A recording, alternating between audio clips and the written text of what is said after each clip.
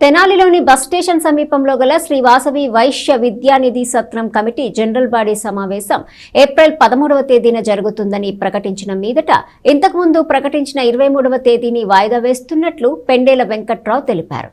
వైశ్య విద్యానిధిలో సమావేశాన్ని నిర్వహించారు. తెనాల్లోని bus station వద్ద గల వైశ్య విద్యానిధి సత్రం కమిటీ పాలకవర్గం రద్దై సంవత్సరం గడిచిందని, నూతన పాలకవర్గంను ఎన్నుకోవాల్సి ఉందని పెండేల వెంకట్రావు అన్నారు. అయితే ఇంతకుముందు 2 సార్లు జనరల్ బాడీ సమావేశాలు జరిగి తిరిగి వెంటనే వాయిదా పట్టడం జరిగిందని చెప్పారు. అయితే జనరల్ బాడీ సమావేశం ఏప్రిల్ 13వ తేదీన నిర్వహిస్తున్నట్లు ఇంతకుముందు ఉన్న కమిటీ సభ్యులు తెలియచేయడంతో తాము కూడా తలపెట్టిన సమావేశాన్ని వాయిదా వేస్తున్నట్లు ప్రకటించారు. ఏప్రిల్ 13వ తేదీన ఆర్యవైశ్య విద్యానిధి సత్రం కమిటీ జనరల్ బాడీ సమావేశం జరుగుతుందని సభ్యులందరూ హాజరు కావాల్సిందిగా పెండేల వెంకట్రావు విజ్ఞప్తి చేశారు. ఈ సమావేశంలో పెండేల సుబ్బారావు, తాతా శ్రీనివాసరావు తదితరులు పాల్గొన్నారు. అందరికీ నమస్కారం.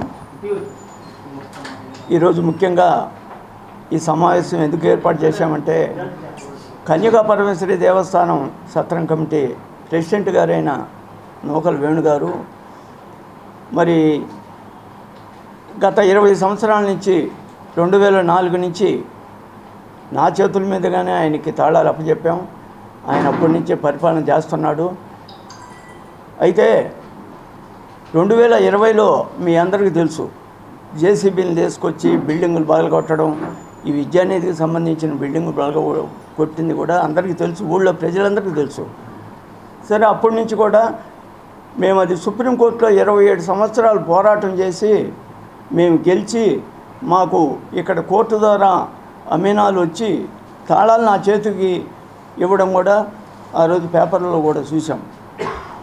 తదుపరి గత 20 సంవత్సరాల నుంచి చూసినా కూడా ఏ రోజు కూడా జనరల్ బాడీ చేస్తే సబ్జెక్టులు ఏమి ఉండవు, ఆ గిఫ్ట్ ఇవ్వండి భోంచేసి వెళ్తారు అనే మాటలతో వ్యంగ్యంగా ఒక జీవిత సభ్యుల్ని గౌరవించే విధం లేకుండా ఎట్లా కావాలంటే అట్లా ముందు ఆయన పని చూసుకొని మేము రాసుకుంటానే పోమని ప్రయత్నం చేస్తున్నాడు. అయితే ఈసారి మొన్న 30/11/24న వాళ్ళకి టైం అయిపోయింది. ఆ రోజు నుంచి వాళ్ళు ఎన్నికలు పెట్టాలా మేము అడుగుతున్నాం. ఇప్పుడు 2 సార్లు వాయిదా వేశాడు. 2 సార్లు ఎన్నికలని చెప్పడం, వాయిదాలు పడ్డం, అది ఏ కారణం చేతనైనా కూడా వాయిదాలు పడ్డాయి. అయితే ఇప్పుడు కొత్తగా ప్రెసిడెంట్ లేడు, సెక్రటరీ లేడు, ఇన్ఛార్జి సెక్రటరీ కూడా లేడు. వీళ్ళు ఎవరు లేకుండా కమిటీ వాళ్ళు 4 కూర్చొని మేము 13వ తారీఖు పెడతాం, ఏప్రిల్ 13వ తారీఖు జనరల్ బాడీ సమావేశం పెడతాం, అందరు రండి అని చెప్పారు.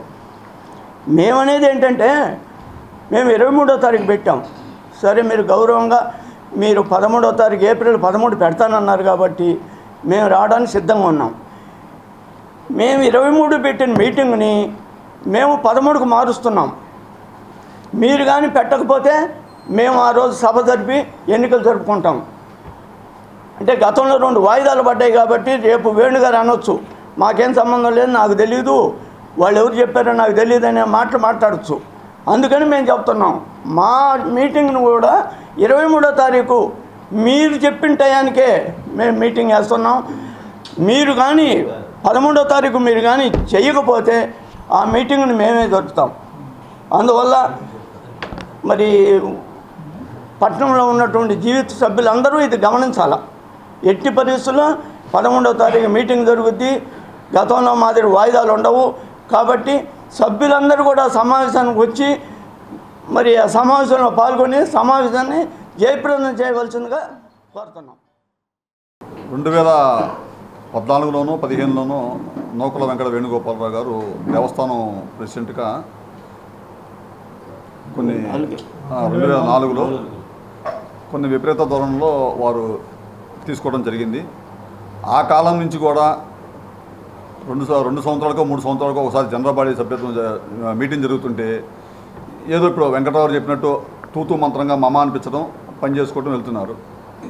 తర్వాత గతంలో ఎప్పుడు లేని విధంగా రాజకీయ పార్టీని లోపలికి పిలవటం, అక్కడి నుంచి చేయటం, ఇలా మా వయస్సుల మనోభావాలు చాలా దెబ్బతిన్నాయి.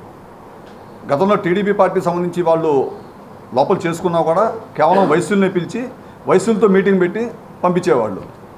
ఇలా కాకుండా వీరు కొత్త సాంప్రదాయాన్ని తెరలేపి పార్టీలను పిలవటం, అన్యులకి రూములు ఇవ్వటం. ఎందుకంటే ఇది మా వయసు కులానికి సంబంధించింది. అమ్మవారిని దర్శనానికి అందరూ రావచ్చు, దానికి ఎవరో అభ్యంతరం పెట్టరు. కానీ రూములు అనేది ఏంటంటే ఎవరో దాతలు ఇచ్చినాయి కాబట్టి వాళ్ళకు ఉపయోగపడాలన్న భావన అందరికీ ఉంటుంది. దీని దరిమిలా వయసుల మనోభావాలు చాలా దెబ్బతిన్నాయి. దీని గురించి మేము గతంలో 2024 సంవత్సరంలో వాళ్ళ కాలపరిమితి ముగియగా ముందే ఎలక్షన్స్ పెడదామని చెప్పేసి ఒక ప్రయత్నం చేశారు.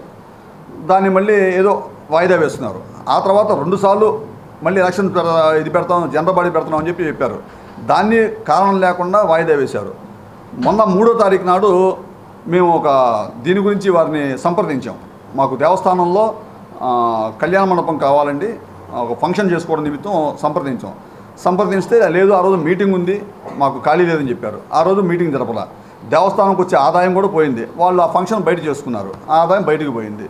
ఇలా ప్రతిసారి మీటింగ్ వేస్తానని చెప్పడం, మీటింగ్ వేయకుండా ఉండటం, కాలయాపన చేస్తూ నడిపిస్తూ ఉన్నారు.